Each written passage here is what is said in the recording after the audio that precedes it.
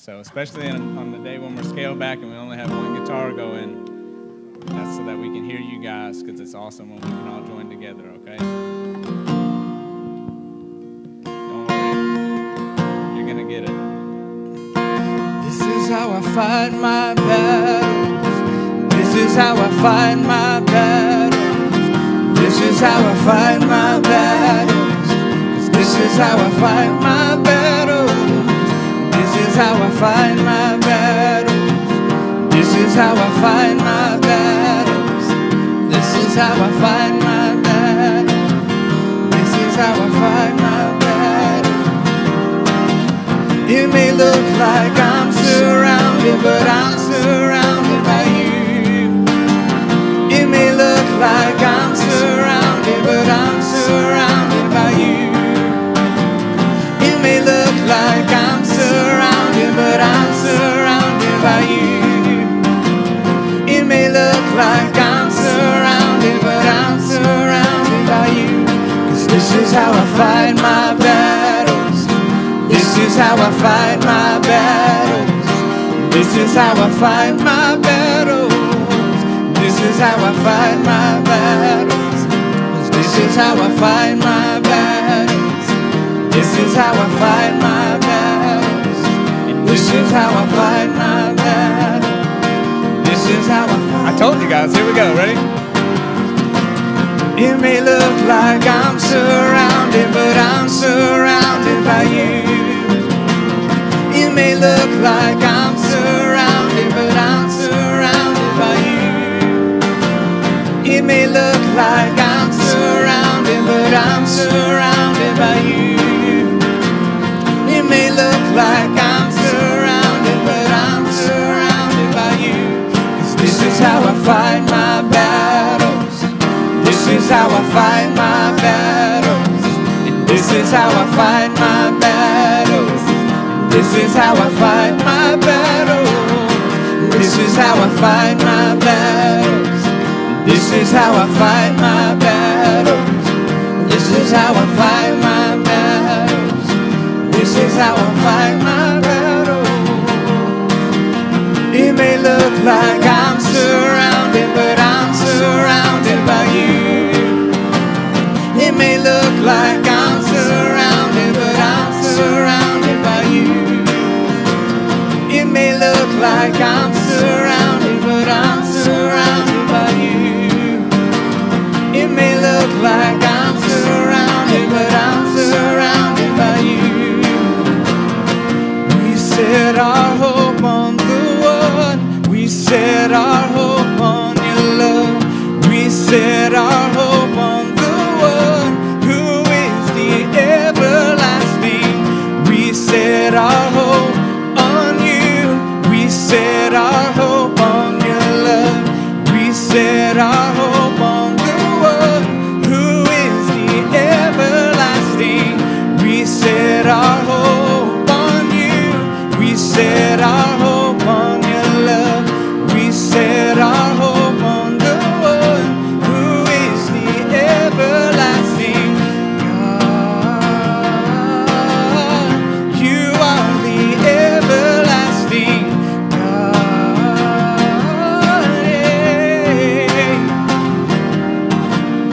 It may look like I'm surrounded, but I'm surrounded by you. It may look like I'm surrounded, but I'm surrounded by you. It may look like I'm surrounded, but I'm surrounded by you. It may look like I'm surrounded, but I'm surrounded by you. We set our hope on you. We set our hope on your love. We set our hope on the one who is the everlasting. We set our hope on you. We set our hope on your love. We set our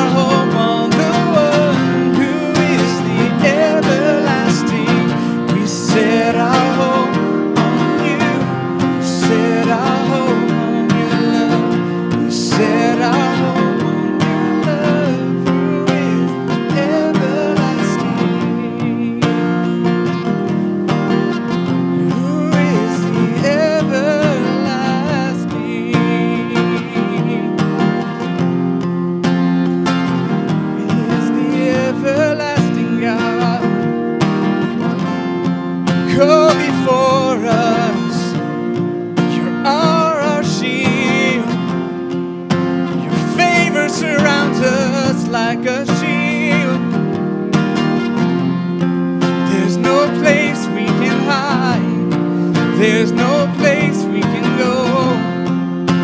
You won't be there. You are our vindication, our strength. You are our shield. This is how I fight my battle. This is how I fight my battles. This is how I fight my battles. This is how I fight my battles. This is how I fight my battles. This is how I fight my battles. This is how I fight my battles. This is how I fight my battles. This is how I fight my battles. This is how I fight my battles. This is how I fight my battles. This is how I fight my battles.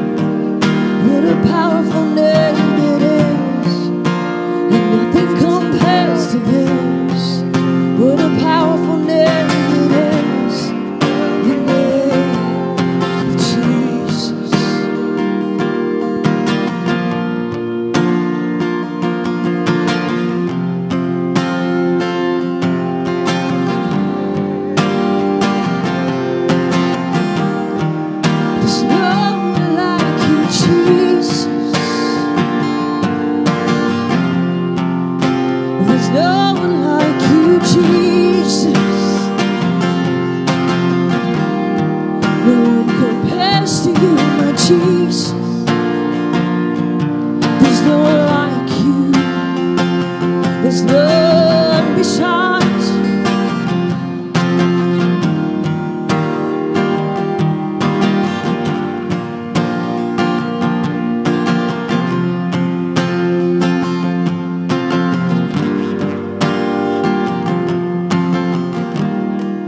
What a beautiful name it is. What a beautiful name it is. The name of Jesus Christ, my King. What a beautiful name it is. Nothing compares to this. What a beautiful name it is. The name of Jesus. What a beautiful name it is, the name of Jesus.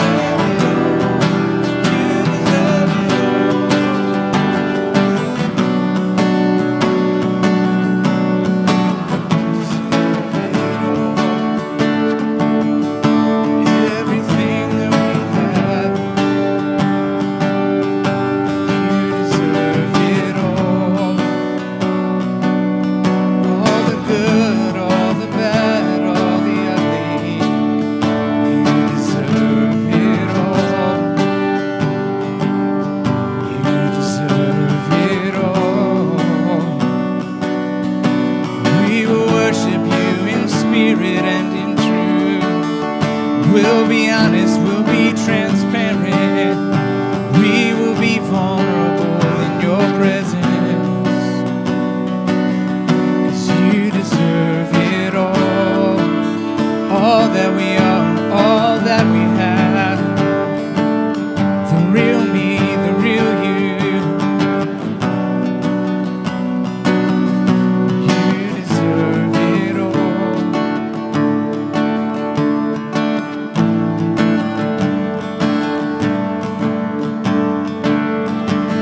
With every breath that's in my lungs, my heart cries out, to you belong the glory. Through every loss or victory, my soul will rise to only bring you glory.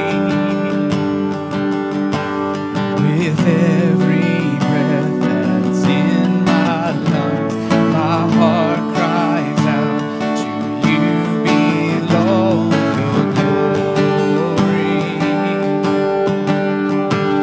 Through every loss or victory, my soul will rise to only bring you glory.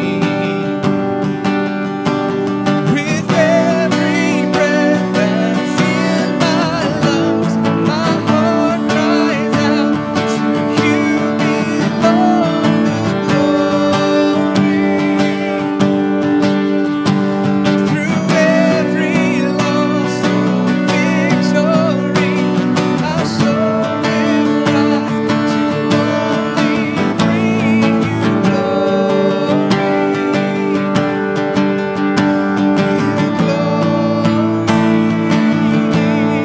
'Cause we give you the highest praise. You deserve it all. You deserve it all. We give you the highest praise. You deserve it all. You deserve it all. We give you the highest praise. You deserve it all. You deserve it all. We give you the highest praise. You deserve it all. You deserve it all.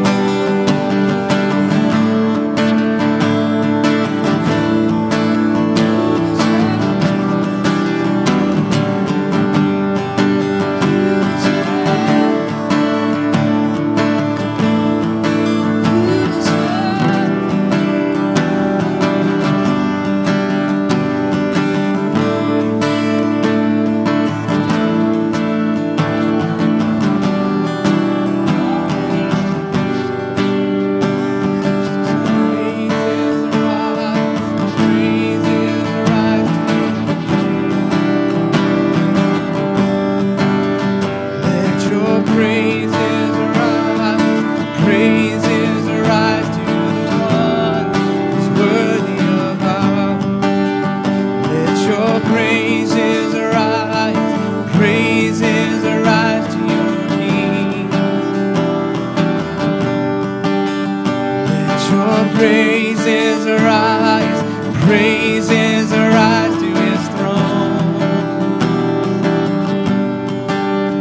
Let your praises arise, praises arise to the one who deserves it.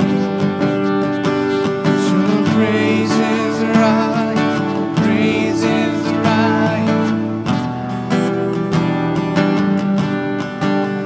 Let your praises arise, praises arise.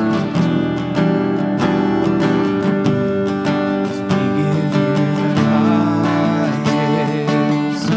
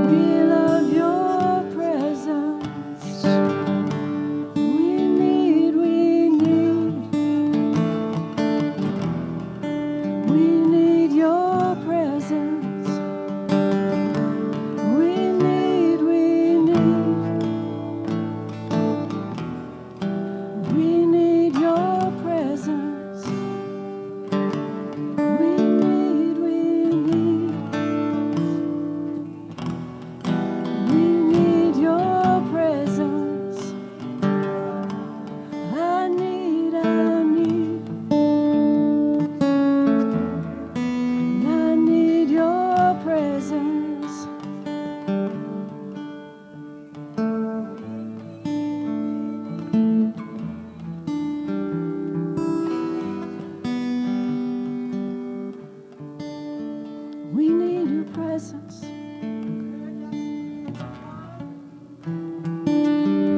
know I'm not the only one. We need him, don't we?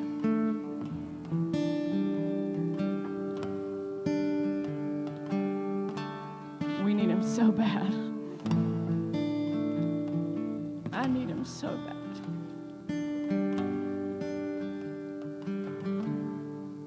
He is our only hope. And he is real. I was thinking this morning, years ago, when we had to leave a youth group, and we had to move away, and they didn't know we were leaving, and we knew months that we would be leaving, and my heart was breaking for them and breaking for me. I didn't want to leave. But I was constantly telling them, if I had one thing to tell you, if there were one thing I wanted you to know, if I never saw you again, say he is so real. And he loves you so much. He is just as real as the person sitting beside you. And he loves us so much. And I know it can be so hard when we don't see him physically sometimes, or we don't feel him. But he is really there. And he really wants to help us.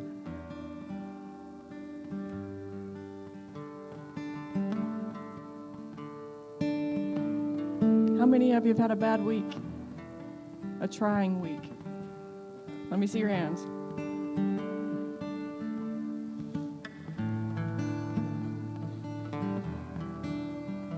You're not alone. You're not alone. How many of you have back problems this week? Or neck problems? How many of you wanted to quit your jobs this week? Quit your life, quit your marriage, quit your kids?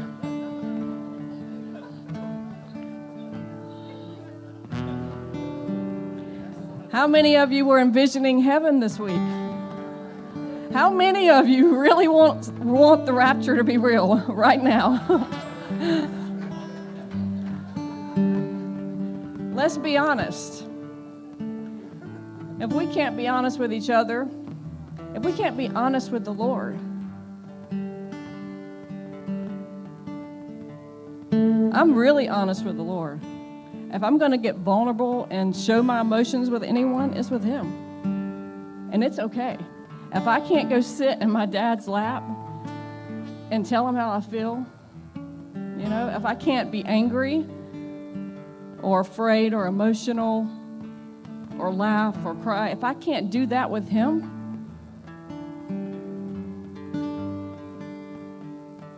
it's okay to be that with him. Isn't it? It's okay to be upset and tell him.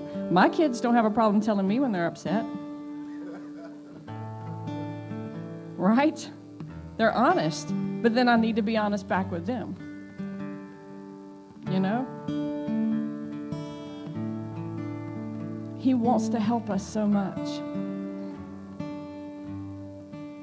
And I know a lot of you have had a trying week, as I've had a trying week. And finally, one of those days, I'm like, oh, God. And he was like, well, why don't you pray about this? And I started praying, and I felt it lift off. And then the next morning, I started praying for all of you. Because the Lord was like, this isn't just happening to you. This is happening. This is happening. And about 6 years ago for me, the Lord, and I know it happened to a lot of people, and it happens to a lot of us who've been with him for a long time, he really took me into a place where he kind of erased all the guidelines and all of the protocols and all of the things that I did for him and the ways I did those things. It's like he erased my memory of it. And he told me he was going to do it. And at the time, I was like, yeah. I was standing right over here, and he was like, what if this, and this stopped? And I'm like, that's okay, Lord. Until it stopped. And I couldn't function in those. He wouldn't even let me move into those things. How many of you been in those places? The past few years, you did things one way for so long, and they were good things. They weren't all bad things. And then all of a sudden, he's not letting you step out and do it anymore. You can't even function that way anymore. I lost my mind literally for the 10,000th time.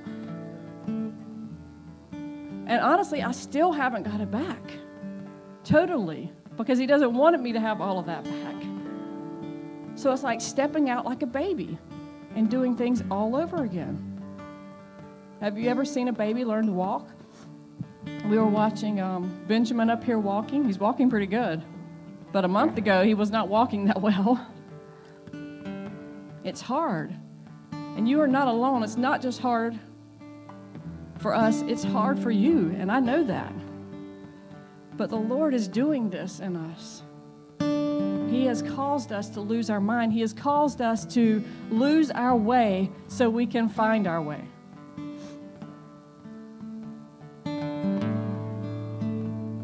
This weekend, we had the opportunity to spend some time with some youth, and Mark and I didn't plan this weekend. Allie and Jay, are y'all in here? They planned a wonderful weekend with these people from Michigan, and we got to meet them, and Mark and I were so busy, he was like, you guys just plan it and give us a schedule, and we'll, give us the food schedule, give us the speaking schedule, whatever you want us to do, you let us know. And I love functioning that way. If someone gives me a list to do something, I will try my best to do that. I love it. Don't leave me hanging and tell me what I'm supposed, or you figure it out. I don't want to do that unless I'm running it. If I'm running it, fine, but if I'm not, tell me what I'm supposed to be doing. So Allie gives me this list. Perfect. It tells me when I'm cleaning, when we're supposed to be speaking. I love it. Who's helping me clean? Who's helping me clean up? This is great. So we get in that morning, and we've never met these people before, so that we're all coming in together, leaders and kids. And so I'm just following my schedule. I have it. It's perfect. Everything's going to work out fine. It's great. So I go to start my thing, and I'm like, okay, so-and-so, you're helping me clean. You're helping me prep. And, some kids didn't want to. Some wanted to. But some of the other leaders, we weren't really, we were all leaders, right? Oh, I told them they could have the morning off. And I'm like, what?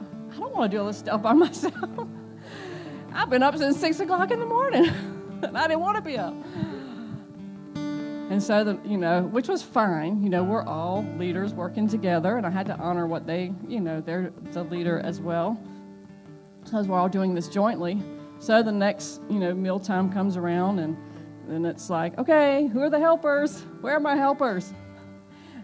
Oh, so-and-so told us we didn't have to help. I'm like, what?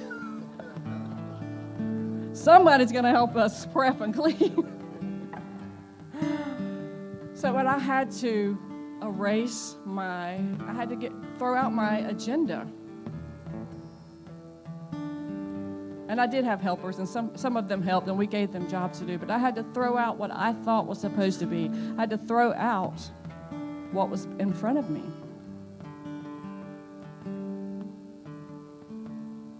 So I think it's been, I don't even know now. I've lost track of time. Mark and I became pastors senior pastors, I don't know, how long have you been here? You've been haven't you been here 2.5? Okay, so we became, senior pastors a little over 3 years, and then Stephen came a little over 2.5 years. Brad and Susan became 2 years. So we've all come together in the past 3.5 years to work together to do what the Lord would have us do in this church. And so I think we all need to be praying for each other. I was thinking this morning how we all met years ago, and how the Lord put this love in our hearts for Stephen's family and Brad's family. It it was one of those just supernatural loves, and we didn't know them very well. And probably at times I wanted to fight each other back then, especially when they would bring 30 people to my house, and on a short notice. And Mark's like, okay, it just got bigger. He's bringing like 20 more. But just the love in our hearts for them. And I was thinking, so that love brought us to this day. Because the Lord wants something to happen for all of us. And not just all of us, people in this area, the people that are coming. And so you are a part of that. And so I just want to encourage you that we are praying for you. We love you. And I know things have been a little crazy and a little hectic here in this body, in the world. But just know that we love you, and we do care about you.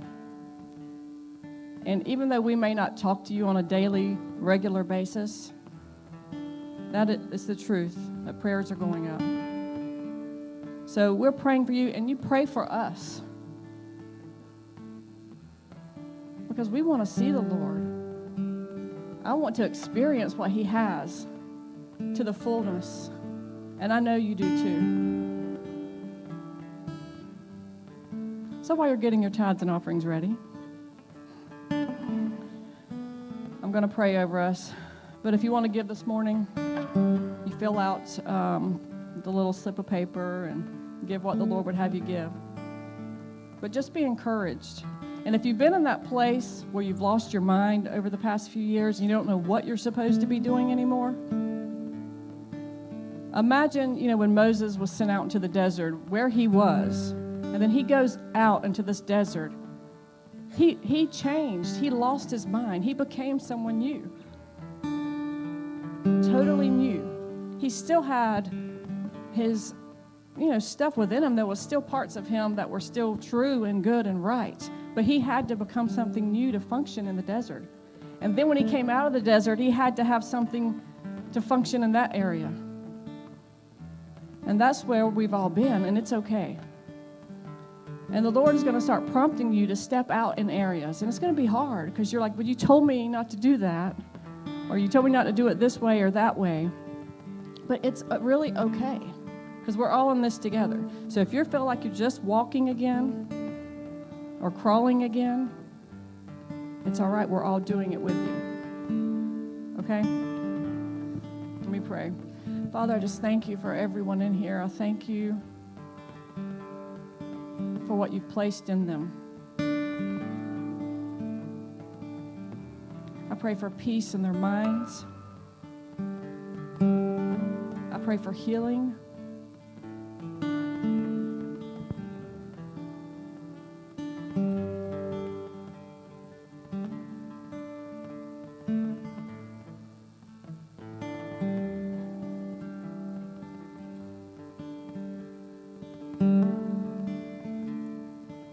Pray, Father, that you would restore hope.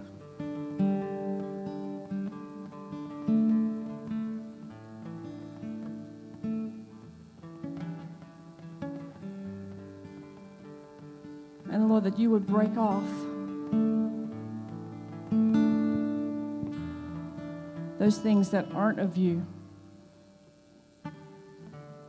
Because your burdens are easy and your yokes are light.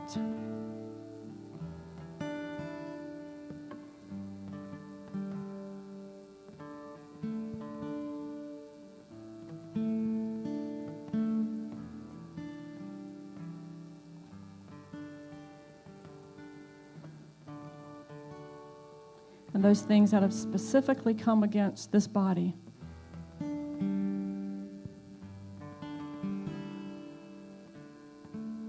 that the Lord hasn't declared so, I command them to go back where they came from.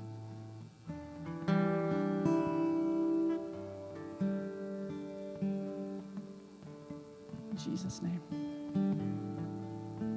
Amen. Love you all. You can come up and put your tithes and offerings in the basket.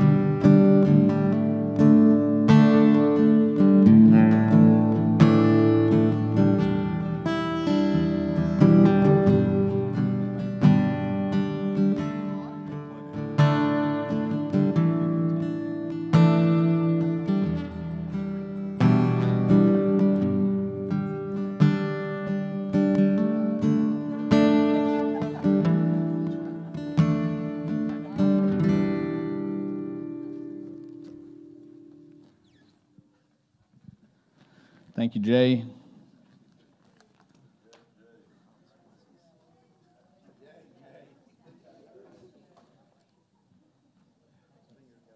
That's right. Good morning. Interesting. It's been a couple of weeks since I've been here, so it feels, I guess I missed 2 weeks, I think. So it's good to be back with you guys. It's good to have friends visiting from Elizabeth City, and we've got Anna's brother and her wife, his wife are in town, not her wife. We don't have any of those in our family. But Nathan and Jenny came down from Michigan to hang out with us for the week, and you guys probably remember Miss Kay and Eddie. Miss Kay came down and did worship for us a while back and really enjoyed it. Good friends from Elizabeth City, so it's good to have you guys with us this morning. Got back yesterday from Shreveport, Louisiana. Good group of people down there. It's just a lot of fun to go down. That's where it's kind of the roots of where Miss Pat and Brad had been in that area for a long time, and we've had connection and relationship with a group of people down there for years. And this past week was pretty cool because this guy came and gave them a meeting space or a building to use for the rest of the year for free in order to kind of take the next step and go from the home church group that they've been doing for years to start to move and grow it a little bit. And so it's pretty cool that when you start to feel that transition or what's on the horizon, that as you step out, the doors begin to open that you're supposed to walk through, right? And not every door that you walk up to opens, and that's good, right? We can learn to be as thankful for the doors that didn't open as the doors that did open. I can look back now and go, thank God that door didn't open.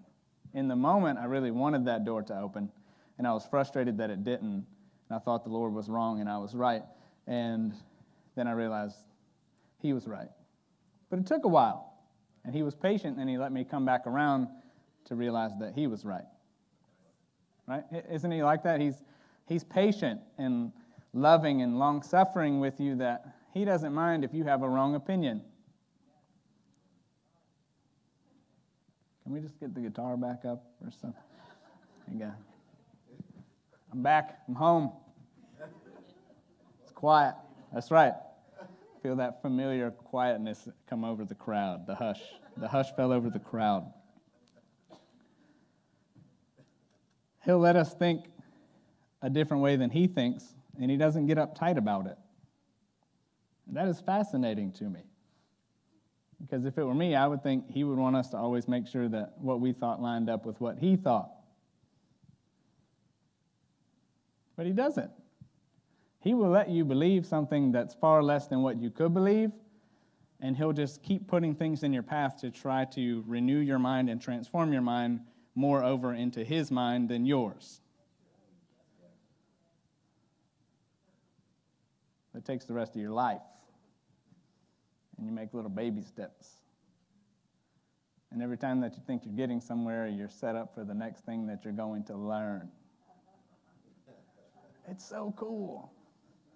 It's so cool. We think riding the roller coaster makes us unstable. What makes us unstable is trying to jump out of the roller coaster.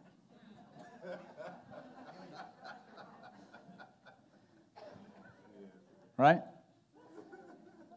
All right, okay. Scripture says a double-minded man is unstable in all his ways, right? And we've kind of taken that to believe that once we make a decision to do something, if we realize that's the wrong thing and we backtrack, now we're being scattered and double-minded, which is a religious perversion or twisting of that scripture to try to keep us from the path that God has set out for us. Have you ever noticed He doesn't draw straight lines in your life? If He does, pray for me at the end. If He draws straight lines for you, I want that. Because that's not how He does it with me so far. You guys know that Charlotte to Myrtle Beach is only 3 hours. But Charlotte to Dallas to Gulf Shores, Alabama to Myrtle Beach is more than 3 hours. It's like 17 hours, 10 hours, 11 hours. That's a lot more than 3 hours. I would have saved thousands. I still twitch when I see U-Haul trucks. I dropped off my U-Haul truck here in Myrtle Beach, and he said, "Hey, come back and see us." And I said, "No way. I hope I never set foot in your office again unless it's to drop off somebody else's moving truck who's coming here to join us." That's how I feel about it. I want straight lines. I like A to B. He doesn't do it that way. And if we don't have a confidence to understand that being double-minded is not changing direction, it's continuing to go down that path knowing that you should be doing something else. But if we don't have the humility to say that I messed up or that I possibly could be wrong, then we actually become double-minded because we continue doubling down on the path that we're going out of fear of what people will think, instead of going and saying, "Man, I missed it there, but the Lord is over here." That's being double-minded. That's going and continuing to go the way that your flesh made the decision in the first place, regardless of what your spirit or your heart is trying to tell you. And if you go down that path being conflicted, wondering if that's the Lord or not, you will be unstable in all of those ways. How did I get on this? That's what true double-mindedness is. It's not saying, "Hey, I tried that and it wasn't it." That would be awesome. He's not here, but there's a guy that did this exact thing in the last month or so. And I was so proud of him because he made a decision. He said it was the Lord. It wasn't. But we didn't argue with him right away, because that's how the Lord treats us. He allows us to make bad decisions and wrong opinions and do all of that. And then he lovingly just tries to set things in our path that will cause us to wake up to where he really is. Have you ever noticed that when you're in a bad spot, you have such clarity on what you need to do? Anybody else? You get in a bad spot, right? And you just know the answer of what you're supposed to do, and it's convenient that it lines up with what you want to do. You get in a mess, and you get in a jam, and you're searching for your way out, and all of a sudden, clarity comes, and God is allowing you or leading you to do the very thing you want to do. And so you slap the Lord's name on it, so you can draw a boundary line, which basically means everyone stay away because I played the God card, and don't mess with me while I make this decision. You ever done that? You know you're doing what you want to do, but you still slap the God card on it so nobody will mess with you. Because who's going to argue with you and God? And it takes something of the Lord patiently and lovingly stepping in from different angles and from different viewpoints and sewing things in to cause you to wake up and realize that maybe that was the voice of convenience rather than his voice. But it's not easy to say, "Man, I called this God and I don't think it's God anymore." That's hard. You might get stoned. You're a false prophet. You're a false this. You're unstable. You're that. You're that. And people will throw stones at you to help you. It's for his good. I'm going to throw some criticism and accusation at him to try to help him. What? How does that work? There are some things that go on in the name of the Lord in our church that people in the world would never be okay with. But we throw common sense out the window because we get into the spiritual arena and then anything goes. It's not how it is. There's a lot of common sense in the kingdom. To be able to see on earth as it is in heaven, we have to have a true glimpse of what it looks like in heaven. Not just what we think would be good. I think one of the reasons why we haven't seen what is going to end up being here thrive and flourish is because we've been saying what we think it should look like, and it's not the true desire of the Lord's heart, and so nothing comes out of it. We call it prophetic, we call it the Lord, and we slap a bunch of stuff that would be good if it happened, but it wouldn't be God if it happened. So it falls flat, and then we can either get further discouraged, disillusioned, alienated, isolated. We can start chewing on each other when we get frustrated, gnawing on each other a little bit, snapping at each other, whatever word you'd like to use. Because if we've put our hope in something that we think the Lord wants to do rather than what he's actually wanting to do, then we'll always be frustrated. Does that make sense? So this morning, in the next few minutes, I just want to talk to you. If you want to title it, you can title it, Who Do You Say That I Am? And I've been thinking about this over the last couple of days.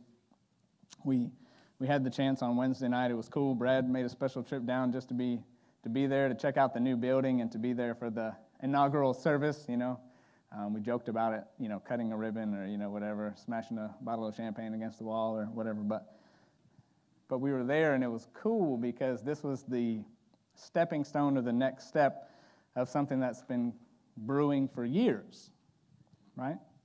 And it's just a small pocket of beat-up, misfit people like us. And man, everyone asked me, what'd you feel in the meeting last night?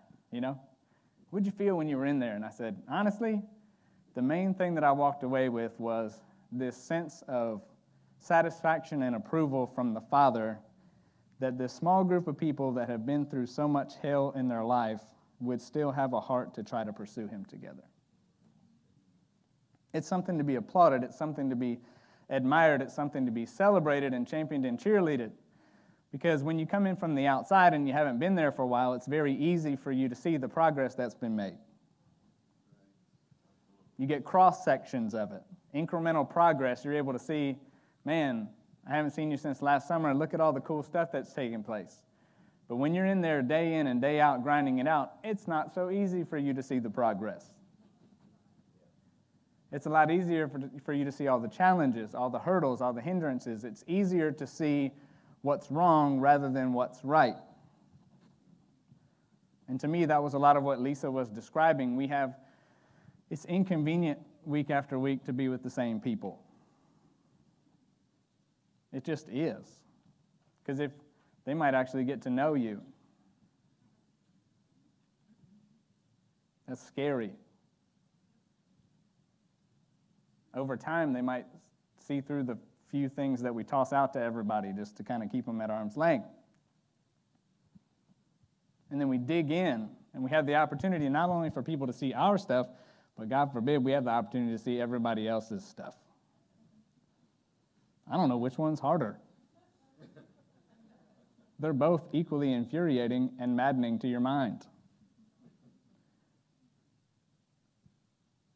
You have to get in and you have to start to see past the glaring, obvious stuff of what's wrong, and you have to dig in and go, Lord, show me what's right. I see this and I see that, but I know that's not your heart because you don't stare at the bad stuff. So where's the good stuff? And honestly, for some people, it's harder to see than others. You might be shocked to learn that sometimes after Brad speaks up here, some people don't like it. You might be shocked to learn that sometimes when I'm up here, people don't like it. And if you're not shocked by either of those, which are obviously less shocking, sometimes when Mark gets up here, there are some people that don't like it. It is the weirdest thing. Now, I can go with you on us two. But Mark, come on. He is much more of a true pastor than either of us are combined. How can anybody not see that? It just depends on what perspective you're seeing from in that moment.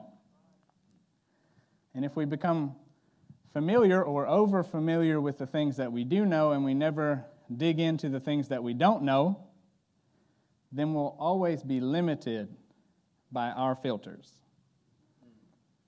Our perception of the truth becomes our truth until absolute truth comes in, which, by the way, is the person of Jesus, and goes, no, it's not quite like that. And it'll never stop. Layer after layer after layer can be peeled back. So flip over to Matthew chapter 16, because the message is called, Who Do You Say That I Am? You'll see why in a second, because I'm going to say it a few times.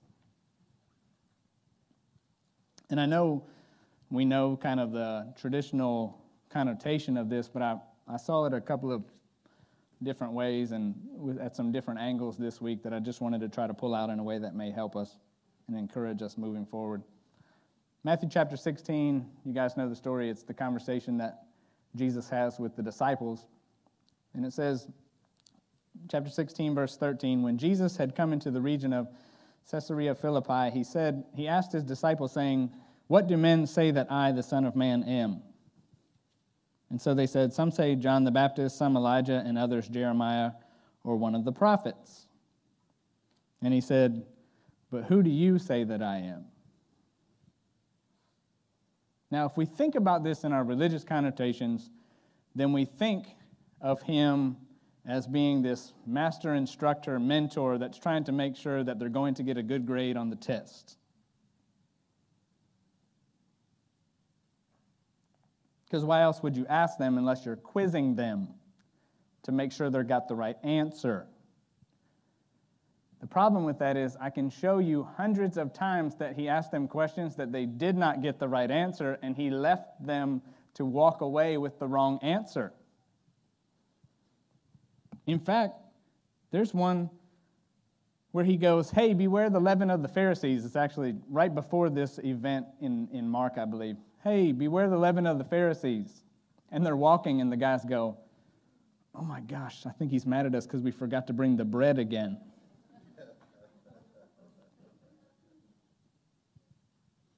That was nowhere close to what Jesus was trying to tell them in that moment. Hey, beware the leaven of the Pharisees. Oh, darn it, he's mad again that we forgot the bread. Now, the really strange part about that is they said again. As if he had gotten mad some other time they forgot bread. Now, what I know about Jesus and bread, he never had a problem with it. So would he really have gotten mad at them for forgetting to bring bread? That actually happened right after he fed 4,000 people with no bread. How weird is the human mind? Jesus just fed 4,000 people with no bread, and all of a sudden we think he might be mad at us for having no bread. That sounds exactly like us.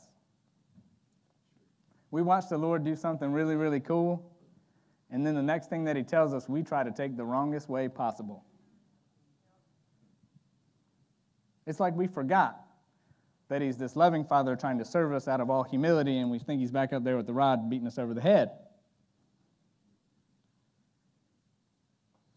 It's like he creates these moments of temporary clarity in our life, and then he walks away, and we allow that cloud of confusion and distraction to come right back over top of us and separate us from our true understanding of our identity.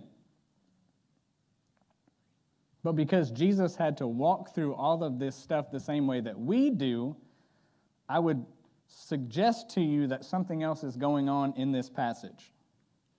And what I would suggest is that Jesus was genuinely curious what his friends had to say about him. He wasn't a robot, absent of feelings. He didn't wake up and go, okay, Lord, at 3:32, I will ask them, who do you say that I am? So that Peter can get a lesson. He was walking along, and a question popped into his head that he felt something in here of wondering. And so he asked the people that were in closest relationship with, who do you say that I am? I understand what all of those voices say about me, but for the people that really know me, who am I?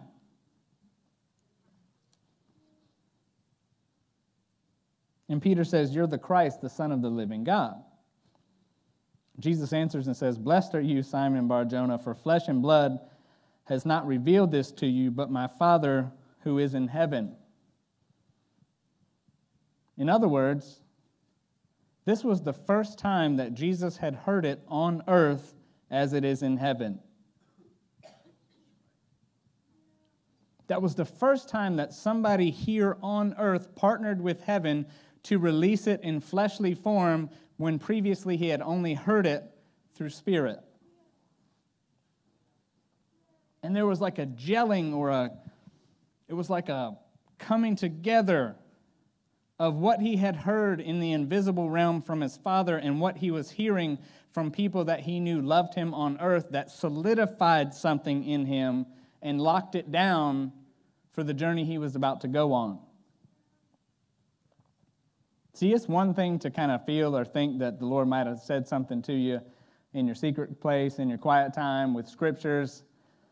But if somebody comes along and actually recognizes that element or attribute about you and celebrates it as a person on the earth showing love, rather than trying to get love from the invisible God, it does something to us that locks it down to where the enemy can't snatch it away.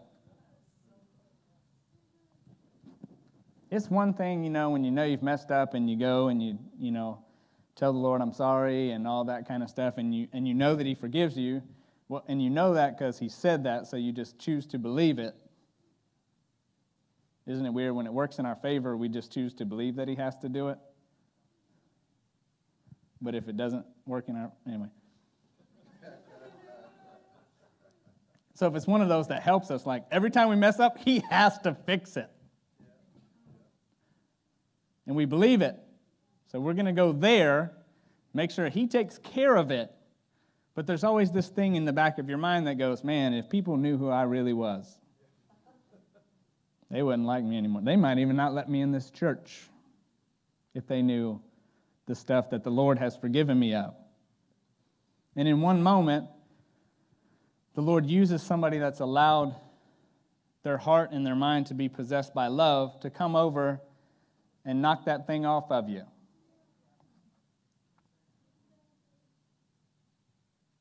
There's the part that only the Lord can do, and then there's the part that only we can do here on the earth as his body together. It's all a blending of relationship.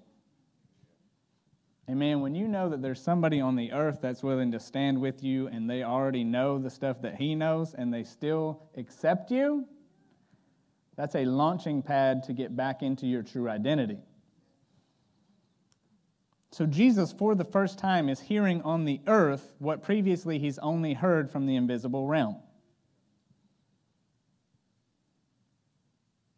That's pretty cool. Peter must have felt pretty good just then. In fact, I know a little bit about Peter, and I know Peter felt pretty darn good about that one. He was like, "I did it above everybody else. I did it. I got it. I got it right. You guys got it wrong." Right? Because that's how Peter was. He didn't ask Peter, "Who do you say that I am?" He asked the disciples, "Who do you say that I am?" And Peter made sure he got in there first. And he had the right answer. John gets him back later talking about how John's faster than Peter is. We know we talked about that a few weeks ago, right? There's this jabbing that goes back and forth among these different disciples because they go, "Hey, my attribute's still as cool as yours, even though it's different." The Lord didn't instill that in them. The Lord didn't need to make sure that John, and we all knew that John was faster than Peter. He gave John some license to be his true self as he expressed what Jesus was like in the Gospels. So if he gave those guys some leeway, he might give us some. He's giving me some right now.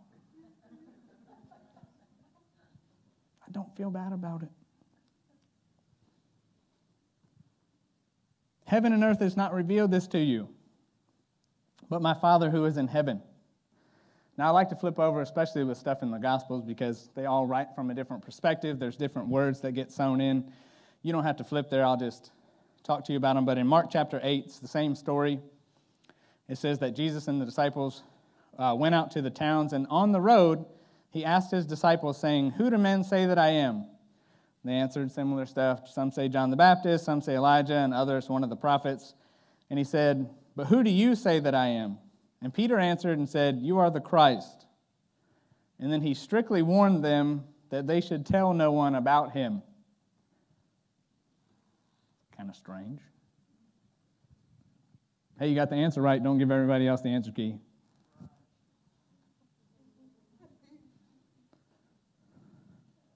Hey, you're right, but don't tell anybody else. They didn't buy the Cliff Notes.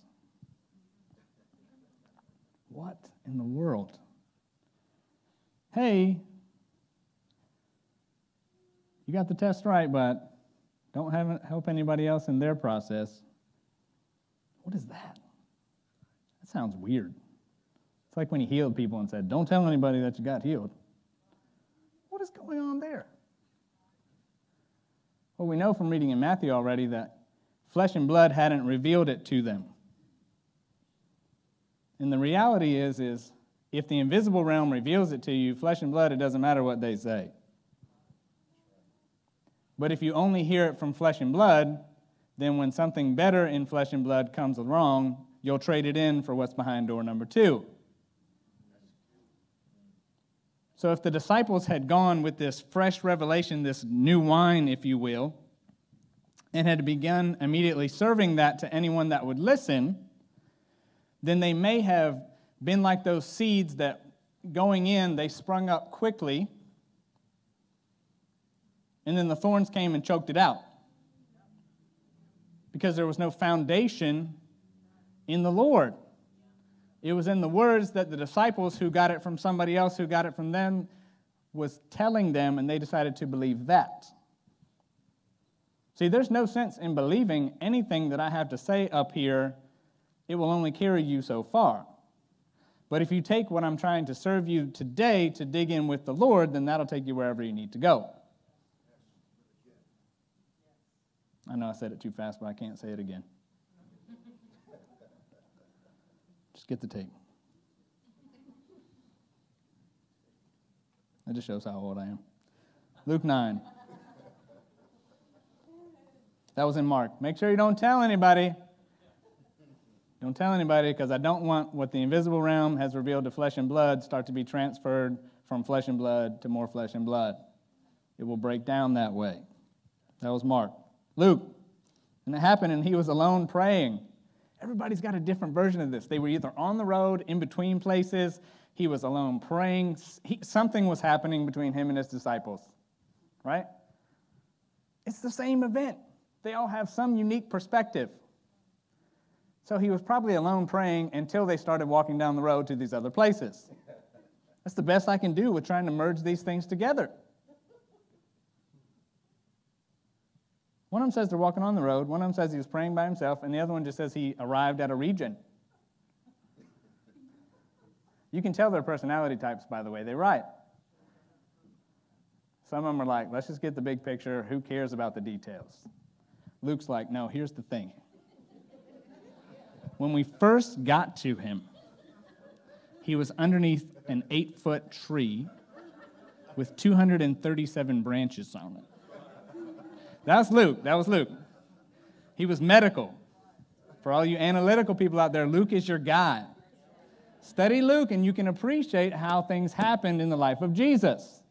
If you're a big picture person, just go more with Matthew or Mark. And if you want kind of the more sarcastic guy, just go with John. Luke. He was alone praying, and his disciples joined him, obviously not to pray because they're not very good at that. And he asked them, saying, "Who do the crowd say that I am?" And they answered and said, "John the Baptist, some say Elijah, others say that one of the old prophets has risen again." And he said, "But who do you say that I am?" And Peter answered, "The Christ of God." And again, he strictly warns them and commands them to tell no one, similar to Mark's account. And then he goes on and he adds this, saying, "The Son of Man," in verse 22, "must suffer many things and be rejected by the elders and chief priests and scribes and be killed, and raised on the third day. In other words, if you try to help me out with people understanding who I am, I can't get to where I'm supposed to go.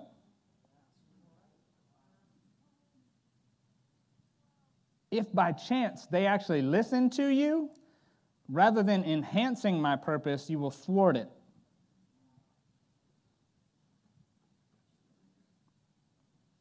Have you ever tried to tell somebody who they really were and it derailed them rather than enhanced where they were? Well, I had a lot more opportunities than most of you to do that. So I have hundreds of counseling hours with students, and I told them big picture stuff and where I thought they needed to go with all this good prophetic gifting stuff. And yeah, what Brad said. He said kill him for the video.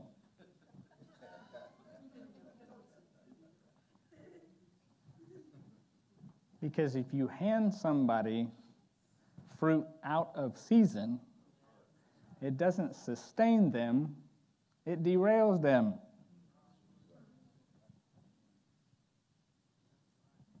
I have all kinds of unripe fruit on my shelf from well-intentioned people that have told me how awesome I'm supposed to be and how much I am supposed to accomplish. I don't even argue whether they're right or wrong anymore. I just know it's not for me right now. You guys have heard me say some of those things, like I'm behind the 8 ball on a lot of this stuff. And the weird thing is, it's so bizarre, they're either all wrong or it's still out there somewhere. It's weird. And I can't let go of it. But I just know it's not for right now. It's like this hope that lives inside in a part of your heart that you can't open up yet. Because it's not aged and matured and grown to the place where it would be palatable and the best time to open up that would actually help people. That's the connotation of new wine versus old wine. We toss out that scripture like, God's doing a new thing and new wine come and all that kind of stuff. But if we brought in here a $2 bottle of wine, nobody would like it. Well, if you did, you might need to check into an AA meeting or something. But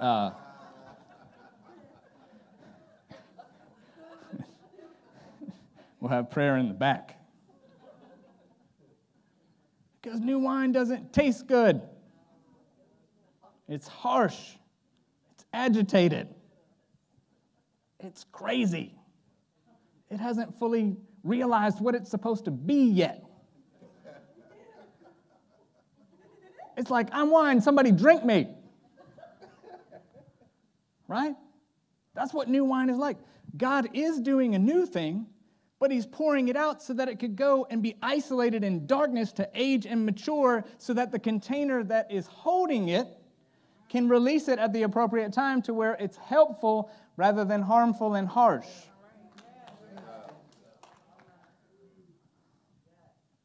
Nobody likes new wine. That's why you get something from the Lord and you immediately shove it on everybody and they go, oh. They're like spewing it back at you because it's agitated and it's harsh and it's not fully formed and matured. It's not rounded out. You haven't digested it and made it a part of who you are so that when you serve it, they see that you're not talking about concepts, you're talking through experience and wisdom. That's what this looks like. Don't tell anybody. If you tell them now, you're going to kill it rather than help it. That doesn't make any sense. Isn't everybody supposed to know that he's real and say it right now? Evidently not. I don't know about you. I don't want to wrestle anybody into praying the prayer and believing that he's real until I go away. Never mind.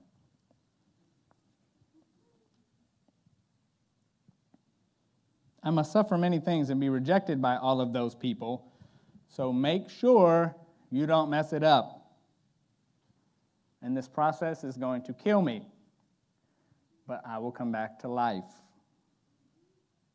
Be of good cheer. That's what this process of who do you say that I am really looks like. You have to have something that's rooted and grounded in hearing your Father's voice, so that when people come along, some of them will tell you who you are, some of them will tell you who you're not, some of them will tell you who you're going to be, some of them will tell you who you were. And though most everyone will be well-intentioned in it.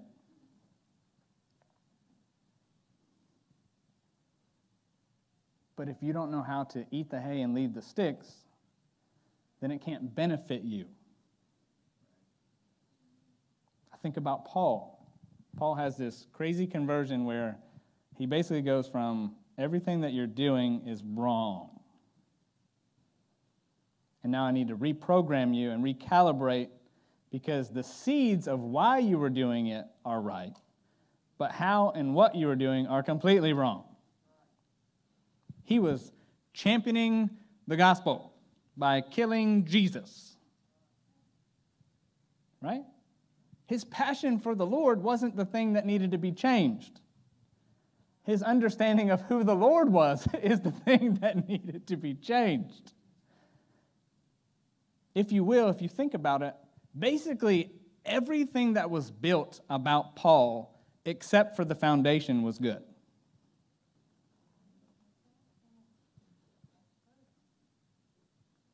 All of those attributes, the learning, the knowledge, the things that he had been through, the relationships, all of that, those things were tools on how to properly get the word out or reveal who Jesus was.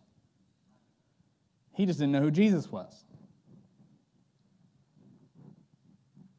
All of that work to build and change and grow, all of that wasn't the problem. It was the foundation. And the only way to get your foundation right is not to let other people build it. So Paul gets taken out into the wilderness to get his foundation right. I can speak from a brief experience of this. And there's nobody else that can actually build it for you. You can't build it yourself. And then you can't look to other people to build it when you know it's not right. You just have to kind of go out there and let him dig around and reform things and reshape things. And then when you reemerge, you're good. And the really awkward part is going to be when you have to build some of the same ways that you built before, because it wasn't what you built that was bad, it was the foundation underneath of it that was flawed. So the gifts that you have and the passions that you have and the personalities that you have are all things that are uniquely you that he needs you to be. But you're going to want to vomit while you do them because you used to do them the wrong way. And now he's going to push you out there that in faith you're going to try them again with a better outcome in mind. There's a sensitivity to the Lord. There's a rooting and grounding in love to where when you do those things and you prophesy again, you're not going to prophesy to be cool. You're going to prophesy to try to help people.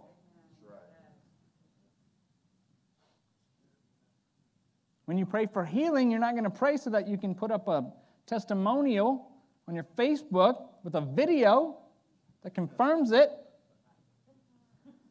You're just going to realize this person's hurting and I'd like to see him better. Exactly. But it's all the same gifts. That's the thing. You can't get away from what he put inside of you.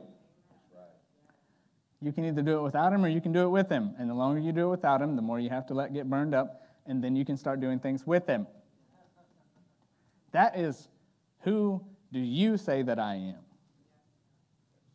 And we need to put ourselves, or I would encourage you during this next week, 2 weeks, this month, whatever, however long it takes, to adopt the posture of Jesus here, where if you haven't heard from a while who the Lord says that you are, then start there.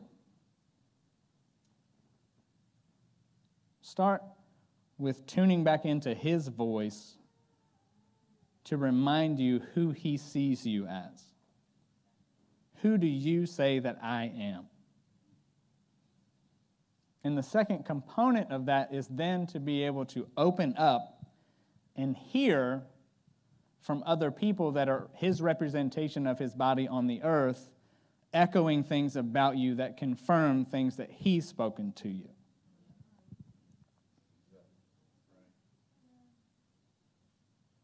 And on the other side of it, we can help other people in that process.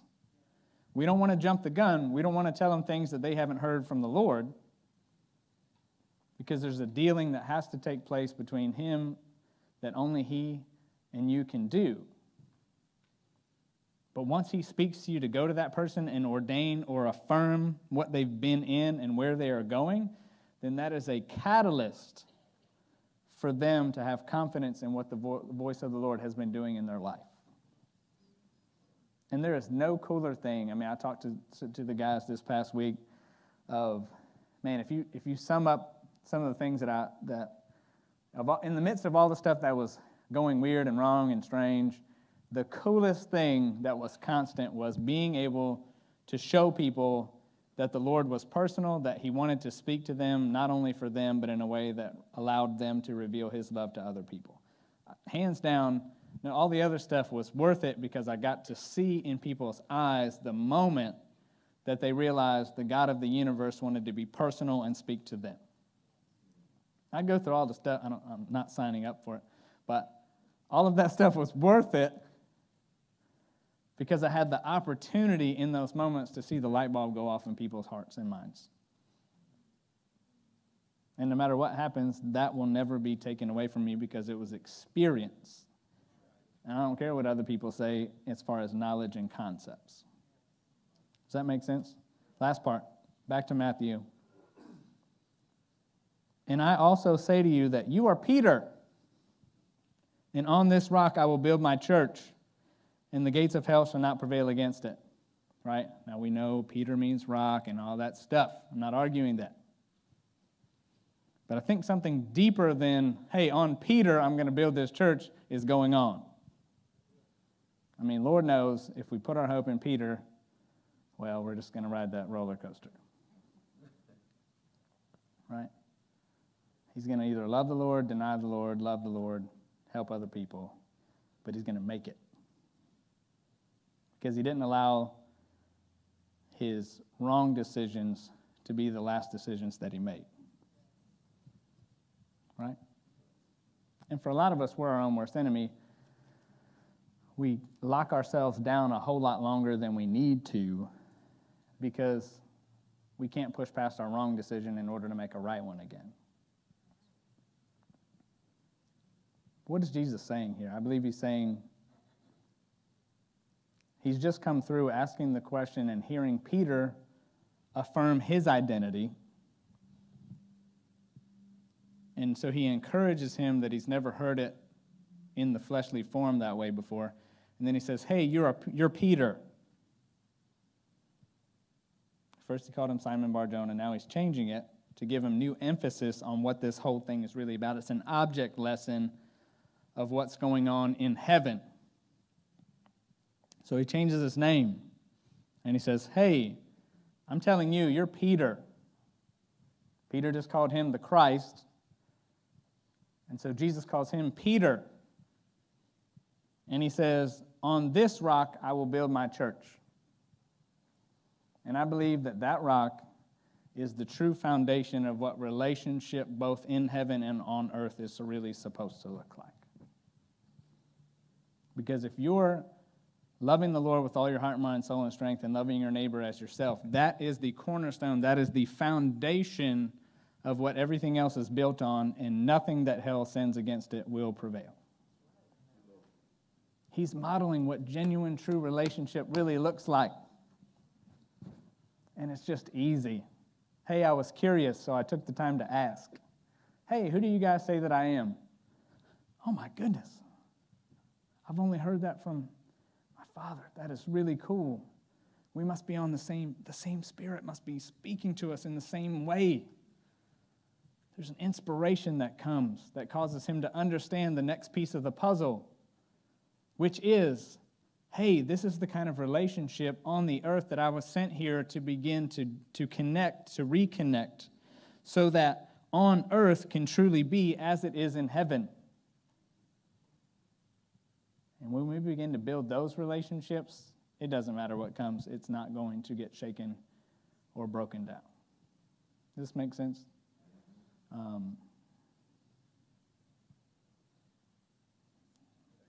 Jay's not here. It's fine. Go ahead, Ira. If you'll just play softly. If you'll just play softly. I just wanted to give 2 opportunities as we finish. I did it.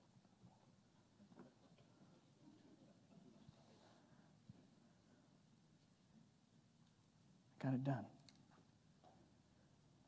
I just want to give 2 different opportunities. One is if it's been a while since you have been reminded or heard what your Father in heaven says about you, then I want to just give you opportunity to come up to the front and just hang out while we play a little bit. And if you're one of those people, then I don't know how to do it, but come to one side so nobody bothers you. Let's just say this side. We'll say this side is the you being reminded of what the Lord's voice sounds like in your own head. Because we have to have those moments, like Lisa said, where we can bear everything, our good, our bad, our ugly. We can bear those things towards the Lord, and he takes them all and he replaces it with something much better. And even this week, I was reminded of something Brad and I talked about after the meeting. There was a lady that said, it's hard because I hear so much more of the enemy's voice than I do the Lord's voice. I'm like, welcome to my world. Yes, that is how it is. You're on the right track.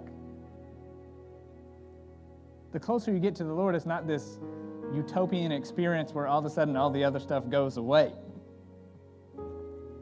If anything, the intensity of the moment continues to build.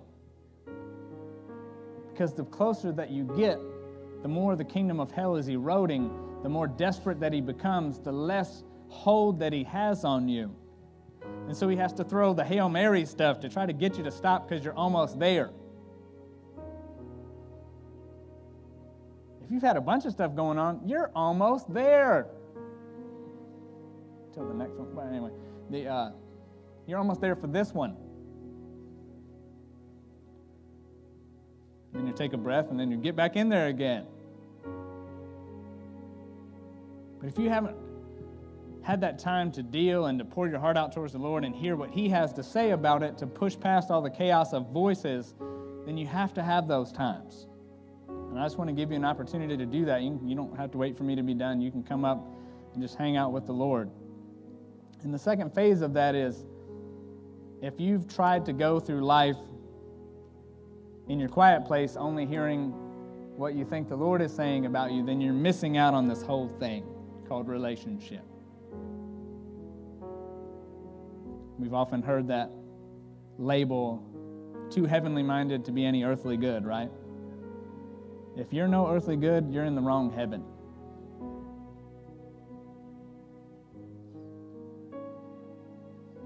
If you find yourself just off in the cosmos all the time, talking about how all these things that the Lord shows you and all this kind of stuff, and there's no fruit on the earth of the relationships that you're building, then you're in the wrong heaven.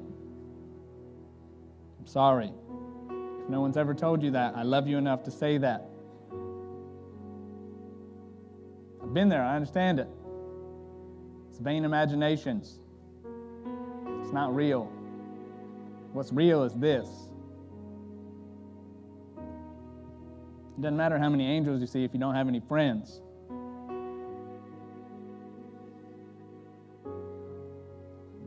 Maybe we can edit that later. Real life. My gosh, if Jesus needed to hear it from his friends, how much more do we need to hear it? So if you've been in a spot where you've been hearing some things and you've been kind of staying isolated because your experience with people doesn't match up with your experience with the Lord, then come over to this side. Because we have a cool ministry team. They have fancy badges so that you know who they are. They're safe. They're approved. They've gone through the ringer in order to get there. They want to pray with you. And they want to minister to you. And they're going to take the time to set aside what they think about you. And they want to press into what the Lord thinks about you in this moment. Not in a way that helps you 5 years from now, but in a way that sustains you today. And if you're doing good, pray for all the people that aren't doing good. I hope you're doing good. I've been praying for 6 months for more people that are doing good.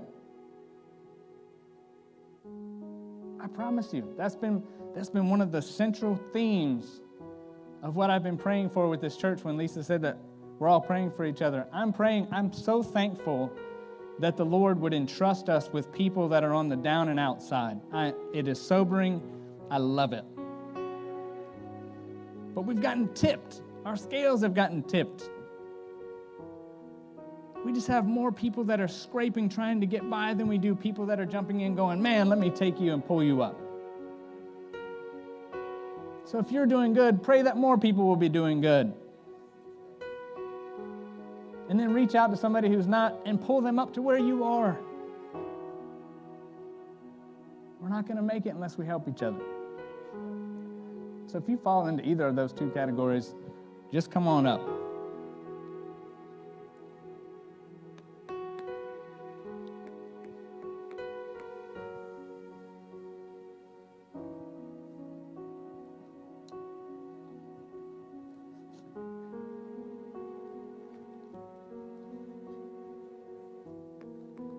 The ministry team, if you guys will help over here. And if we can just be sensitive to the people that are on this side to let them do their own thing, I'd really appreciate that.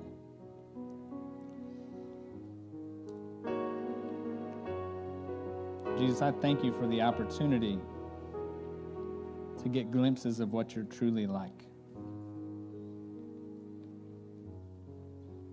Lord, I'm thankful for the encouragement and just the fresh perspective that even being in Shreveport this last week, just the encouragement and the love that flowed. I thank you that you would pour some of that out here as we come back. Lord, that the generosity and the hospitality and the care for one another that went on this week down there, I pray that that would perpetuate here.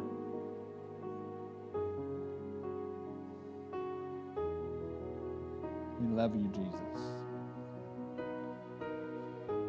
We need your voice back in our life, both from you in heaven and from those that are willing to step up and communicate it here on the earth.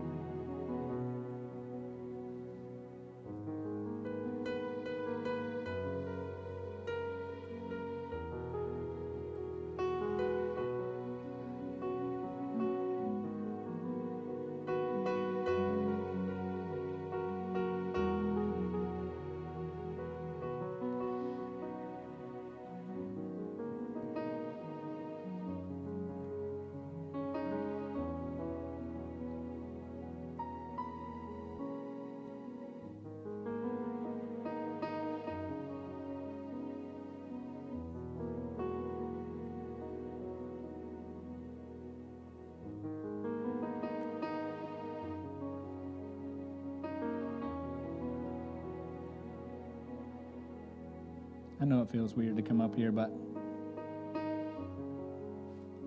huge courage to the few that came up here, because there's a whole lot more out there.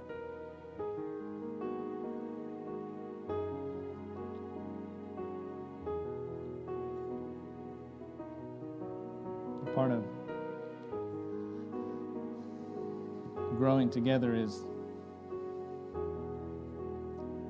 being able to individually be honest with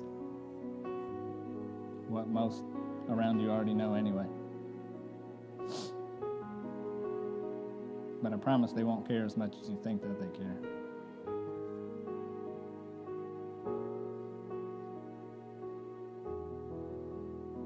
The reactions of what we think other people are going to say versus how they end up saying it afterwards look very different.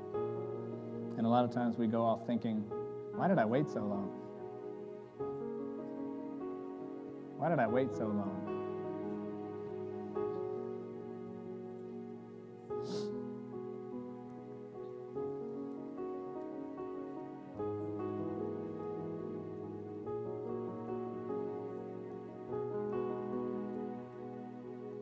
It's going to get messier.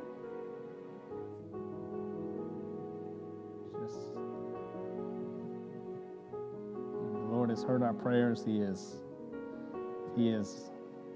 giving us the desires of our heart. I promise it's coming. It's just going to be a little messy.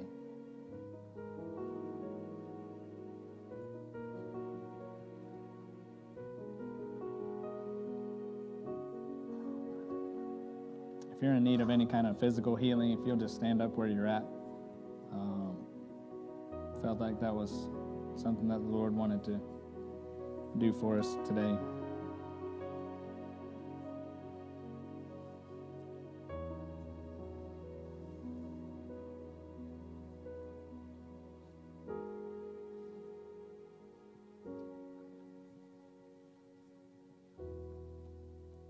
Lord, all over the room, I pray that your healing virtue would flow through all of these bodies. Lord, no matter what issue, no matter what ailment from colds all the way down, Lord, I pray that you would cause our cells to come back into alignment the way that you created them. At the cellular level, that you would begin to reform things, change things, take out the stuff that's latched on, burn it up, Lord. Lord, that your consuming fire would burn through bodies today and get rid of the alien invaders and the germs and the different bacterias, and Lord, you would just knock that stuff out. Lord, and for those with chemical imbalances, I pray that you would be like a chemist that just comes in and either gives them what they need, show them what they need, speak to them on supplements to take, just balance out those chemical levels that are out of whack in their bodies, that there will be a normalization of all the vitamins and minerals in their bodies.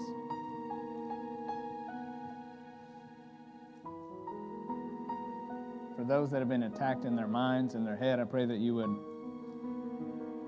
cut the band of the pressure that would try to keep them locked down. We just cut the band of religious pressure off of people's minds today.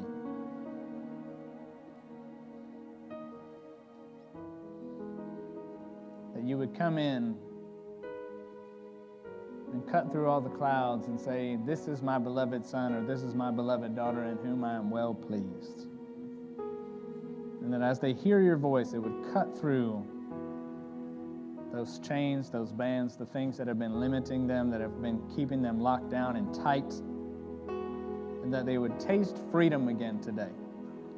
For those that have not been able to breathe well, that you would allow them to take full, deep breaths again without feeling that weight on their chest. In Jesus' name.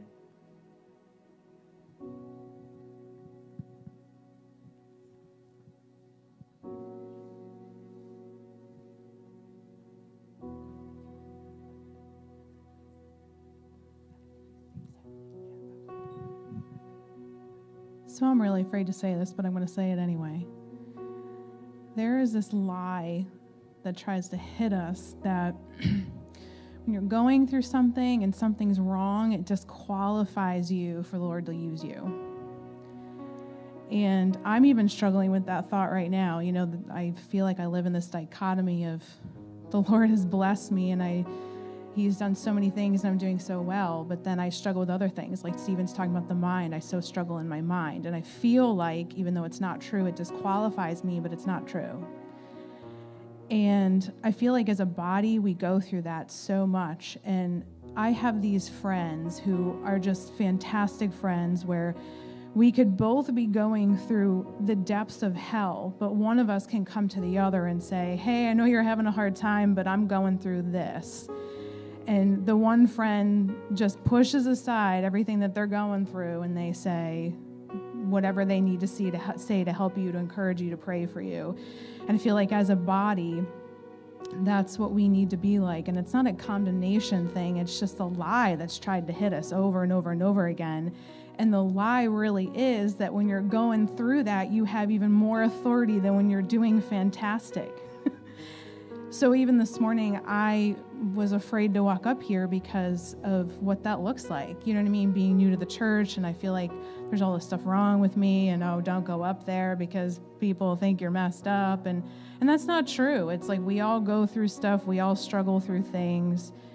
And we stay in it when we hide it, and we live in the shame of it, and we're not open about it. So I just want to encourage you this morning, if you're still sitting there and you're fighting with this thing, with what are they going to think if I walk up there, I just want to challenge you, just break through it and get up here and get with Jesus, because it's just a big illusion, and we're all in this together, and we're all going to lift each other up, and we're all going to do it together. So I love you guys. Really do. I know I'm new here, but I don't even know all of you, and I love you already. So love you guys. All right, so we'll go ahead and dismiss anybody that wants to go. If you'll, just conversate and do that kind of towards the lobbies and things. We love you guys. Anybody that wants to spend time